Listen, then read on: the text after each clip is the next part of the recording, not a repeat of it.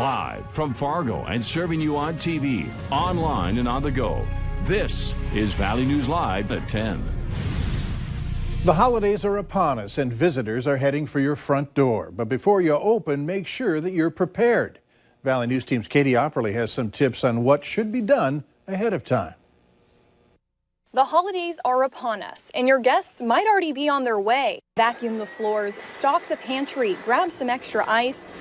But there are a few more things you should check off your to-do list before friends and family make their way into your home. While you are cleaning up around the house, don't forget to also clean out your medicine cabinet. Lock away any prescription drugs. And if there are any unused or expired medications, go ahead and take them to one of the drop-off locations we have in our area to keep them out of the wrong hands.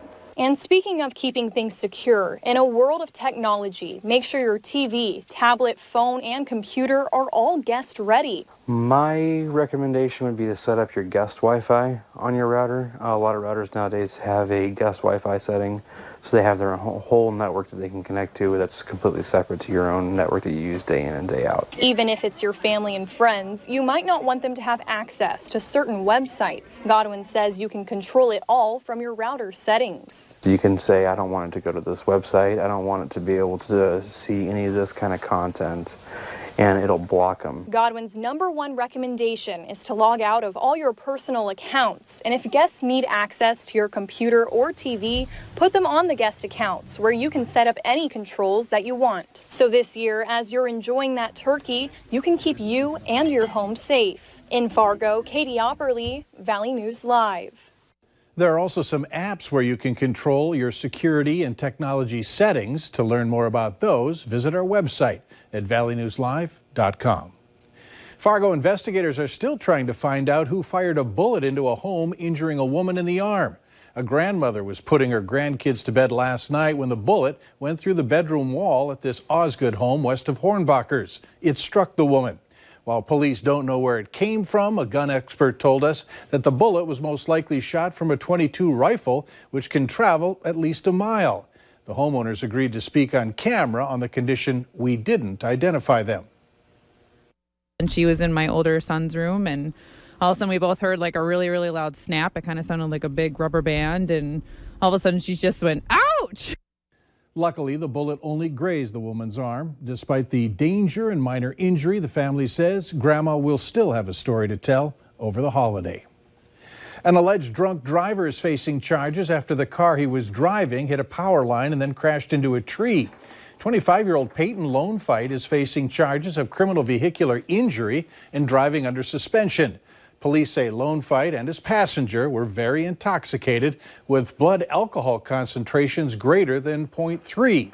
On November 14th, Fargo police officers closed a portion of University Avenue due to the car crash. There were several downed electrical wires. Both Lonefight and a passenger were seriously injured. For the second time in 3 months, a North Dakota prosecutor has decided against charging a priest accused of sexual misconduct involving a minor. The Fargo Roman Catholic Diocese said in a statement, the McHenry County State's Attorney's Office announced it will not pursue a case against Reverend Wenceslaus Katanga. Authorities say a young girl accused him of inappropriately touching her in the late 2000s in Fargo and in Towner. The Cass County State's Attorney's Office in late August said it would not charge him, citing insufficient evidence. There have been no estimate for how much time is needed to bring under control a Texas chemical plant fire ignited by a series of explosions. It happened this afternoon. In this dramatic video, you can see the second explosion that sent more flames and smoke billowing into the sky. County officials ordered the evacuation of a 4-mile radius around the plant. 3 people were hurt, but no one was killed when the first explosion rocked the plant early this morning. Technology and farming are coming together like never before. A funding bill that the Senate passed last week included $5 million for rural innovation grants and another $3 million for agriculture innovation. This is going to help fund the Grand Farm Project in Fargo, led by Emerging Prairie, that merges ag and technology to help solve issues family farms are facing, such as labor shortages and rising operational costs. The hope is to complete a prototype by 2025. North Dakota's Pardon Advisory Board has taken a significant step in pardoning 26 people of their lower level of marijuana convictions. It's prompted by a new policy aimed at fixing problems for people trying to find jobs and housing. The list of people who have stayed out of trouble for 5 years now goes to North Dakota Governor Doug Burgum, who is expected to approve the pardons.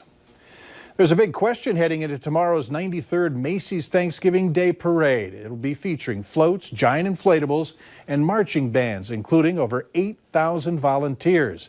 However, if the winds are too strong, the Macy's balloons won't be able to fly. New York prohibits the balloons to fly if wind speeds exceed 23 miles per hour and gusts exceeding 34 miles per hour. The parade can be seen on KVLY. Valley News Live 10 at 10 continues with No Wait Weather. And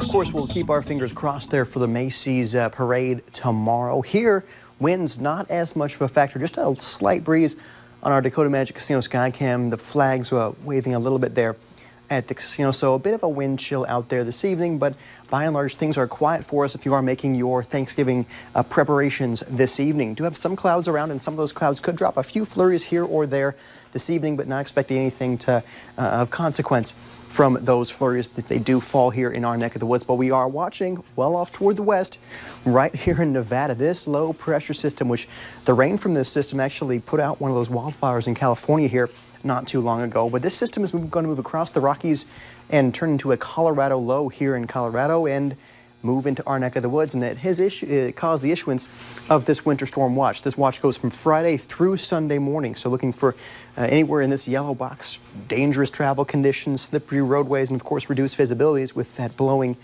snow that we are expecting to see from this system. And yes, it's going to be quite the system after Thanksgiving.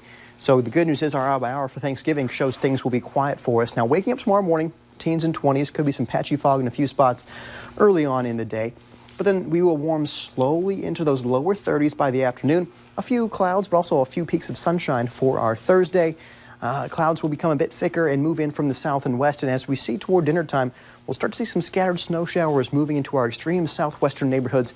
And that will be the spot that will be the most likely to see those scattered snow showers in the late hours on Thursday into Friday, but then early Friday morning could see those snow showers moving up through the rest of our viewing area. So could be some slippery spots tomorrow morning, or rather Friday morning, if you are out and about traveling for your Friday morning. But for tomorrow, 20s and 30s for most of us. Could be a few peaks of sun probably in the northern neighborhoods, but cloudy skies expected for the rest of us for most of the day for our Thanksgiving. Now, of course, the thing that most people have been talking about for pretty much all week, and we've been telling you about here on Valley News Live since I think Sunday, is this system here. And the European model has been consistent, showing that it does look to hang out here in South Dakota and keep that cold air, that snowfall, in our viewing area. And look at those little arrows. Those are some strong winds out of the east. It looks like anywhere from 40 to 50 miles per hour. Those winds will be when this system pushes through. But then look at this. In our southern neighborhoods, that kind of salmon color there, that's that wintry mix or freezing rain. So it could be some freezing rain in the southern neighborhoods as this system pushes through. And this is, of course, on Saturday where we're having those most impactful conditions, where we have those reduced visibilities with blowing snow and snow accumulating on those roadways. So Saturday travel conditions will be difficult, if not impossible, in some areas here across the Red River Valley. But as we head towards Sunday morning, this is 9:30 on Sunday, we'll start to see this system pushing off toward the south and east, and it moves out pretty quick once we get to Sunday. So conditions do look to improve on Sunday, but we will still be breezy on Sunday with those east winds still at, say, 30 to 40 miles per hour there Sunday afternoon. Now, of course, we always want to look at the European and American models back to back because they are both really good signs at picking up these snow showers and snowstorms. And notice it also has the center of this storm in South Dakota, but what the difference is that this system has a bit more warm air pushing up from the south and east. And so with that, of course, if there's rain showers, that could reduce some of those snow totals. But of course, this also pushes that freezing rain further up into the valley as well. So it could be, again, some slippery spots, especially early in the morning on Saturday when the snow is just right on that line between that rain and the snow itself, right along that freezing point. But then, of course, as we move through the early morning hours on Sunday, still watching heavy snowfall continuing, and this model doesn't indeed agree that Saturday into Sunday will be snowy. So here's what we're looking at for snowfall potential from this system. Most of us look to be in the 6 to 12 inch range of snowfall, with the areas toward the north around 3 to 6, but there is possibilities of areas west of I-29 picking up 12 to 16 inches. Now, we'll have to see exactly where that heavier band of snowfall sets up, but the potential is there for those 12 to 16 inches of that snow. And looking at the planner, of course, after we get past this kind of post-Thanksgiving funk that we look to be in, high pressure moves in for the second half of the weekend, and things look better and quiet for the first half of next week. All right, thanks. You bet. Snow and the big chance for a storm are normal this time of year, and staying on top of the latest conditions is very important. Valley News Team's Courtney Lockie explains how the Valley News Live weather app can help you out. In the season of turkeys, taters, and giving thanks, there's a storm creeping up on the valley that will be impacting your holiday travel. Well, we left this morning from Rochester. We had storms there yesterday, and it stormed probably 6-7 inches of snow. Dean Canoin, his wife, and 3 little ones are headed for central North Dakota for the holiday in the family van. By the time they head back home, the valley could get up to 16 inches of snow. Staying on top of the latest travel conditions is a must. So I think the best resource on the app for those people who may not be necessarily app savvy is the videos. So the meteorologist here on staff, on duty, can actually record a video and upload it right to the app, and that sends a push to the phone as well. The user can say, oh, hey, there's a new web video posted to the app, and they can just click that. There are a lot of other options. At the bottom of the app, you can look at daily, even hourly weather updates. What's unique about our app is that our meteorologists are constantly updating those for you. So if you're headed into something like this, you'll know where, how much, and when. And if you've got a long trip like the Canoins, there's a follow me option you can turn on in your settings. That way, wherever you and your loved ones are for the holiday, you can stay up to date with our radar. In Fargo, Courtney Lockie, Valley News Live. We've got much more information about how you can use our weather app and help it get you to your destination safely through the holidays. Head over to valleynewslive.com and click on this story. Up next on Valley News Live 10 at 10, the day after Thanksgiving is commonly known as Black Friday, but for some, it has another name.